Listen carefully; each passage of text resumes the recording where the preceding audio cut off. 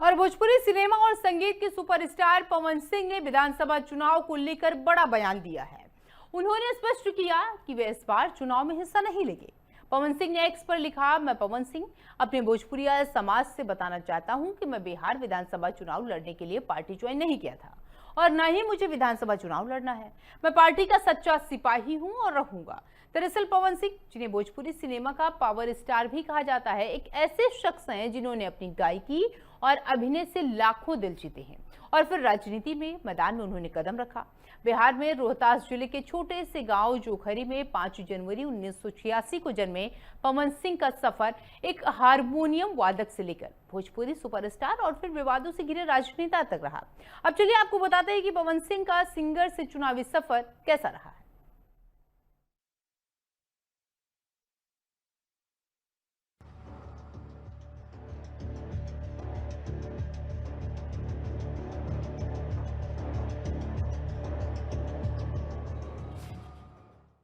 Bhojpuri cinema का power star बनने का सफर।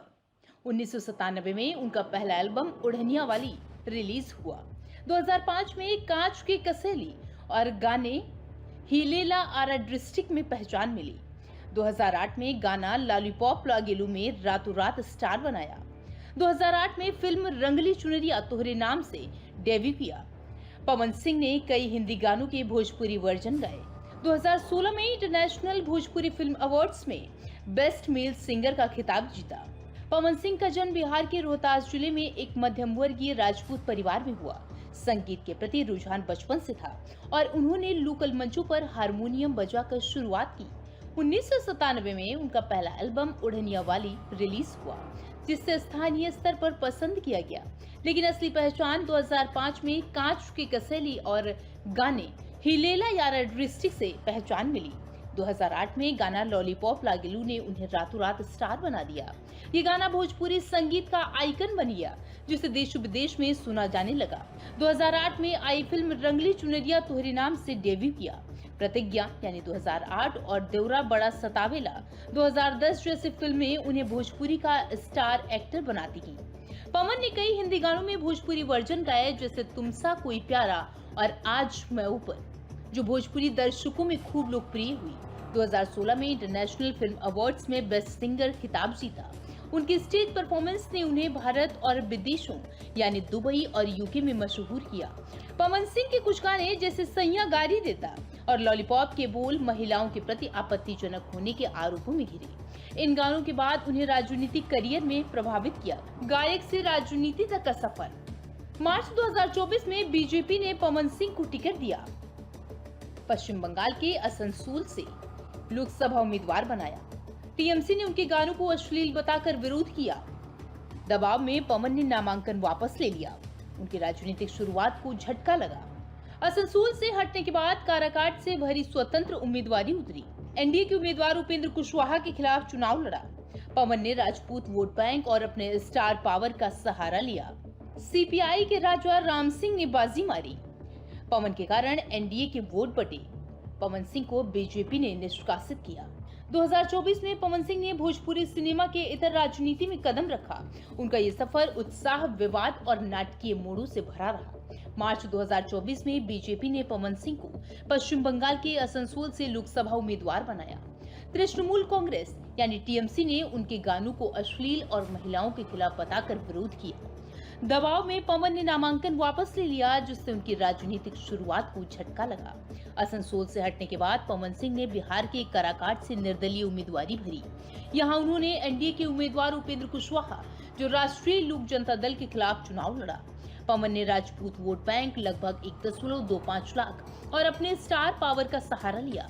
उन्हें 2.74 लाख वोट मिले, जो कुशवाहा से ज्यादा थे, लेकिन सीपीआई के राजा राम सिंह जीत गए। पवन के कारण एनडीए के वोट बटे, जिसे बीजेपी ने हार का कारण माना। इसके चलते उन्हें बीजेपी से निष्कासित कर दिया गया। अक्टूबर 2025 में पवन सिंह ने बीजेपी ज्वाइन की। अमित शाह और जेपी नड्डा की मौजूदगी में वापसी हुई।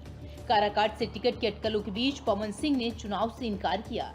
सच्चा सिपाही बताकर पार्टी के लिए प्रचार करने का ऐलान किया। अक्टूबर 2025 में पवन सिंह बीजेपी में वापस लौटे। केंद्रीय गृह मंत्री अमित शाह और बीजेपी अध्यक्ष जेपी नड्डा की मौजूदगी में उन्होंने वापसी की। पवन ने आरा या काराकाट से टिकट की अटकलों के बीच ऐलान किया कि वो 2025 विधानसभा चुनाव नहीं लड़ेंगे। इसके बजाय वो खुद बीजेपी का सच्चा सिपाही बताकर पार्टी के लिए प्रचार करेंगे। पवन की वापसी को बीजेपी के बिहार में राजपूत वोट बैंक को मजबूत करने की रणनीति के तौर पर देखा जा रहा है। उनके पावर स्टार और भोजपुरी क्षेत्र में लोकप्रियता पार्टी के लिए फायदेमंद साबित होगी। आज आप लोगों के कहने पे, सिर्फ समाज के कहने पे मैं यहाँ पे आई थी, ये दिन दिखने के लिए आई थी। अब अगर आप लोग अभी भी इंसाफ नहीं करेंगे तो आप लोगों से कोई उम्मीद नहीं है और इसी घर में जहर खा के मरूंगी मैं। इस घर से लास्ट जाएगा मेरा, ये लास्ट बार मैं कह के जा रही हूँ यहाँ से। अगर मैं थाने में जाती हूँ, मैं एक शरीफ घर की बेटी हूँ, एक शरीफ घर की बहू हूँ, और अगर मुझे थाने में जाना पड़ता है तो मैं यहाँ से जहर खा के निकलूंगी और मर के निकलूंगी। ये बस बहुत हो गया। एक बाप की बेटी को आप लोग सरेआम घसीट रहे हैं। ये अच्छा है, आप करें इंसाफ, क्योंकि आप लोगों के कहने पे, सिर्फ आप लोगों के कमेंट की वजह से मैं यहाँ पे आई हूँ। आप लोगों ने कहा था कि भाभी जाइए आप, हम देखेंगे आपको कौन निकाले। हम आए और हाथ जोड़ के इंसाफ मांग रही हूँ आप लोगों से, दीजिए मुझे इंसाफ। पवन सिंह का सफर एक मिसाल है और मेहनत और प्रतिभा कैसे छोटे से गांव से सुपरस्टार तक ले जा सकती है। संगीत और सिनेमा उनकी उपलब्धियां बेमिसाल हैं, जबकि राजनीति में उनका सफर अभी शुरुआती दौर में है।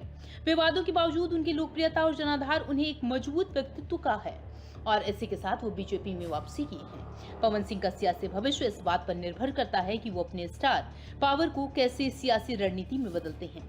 Bureau report, FM news.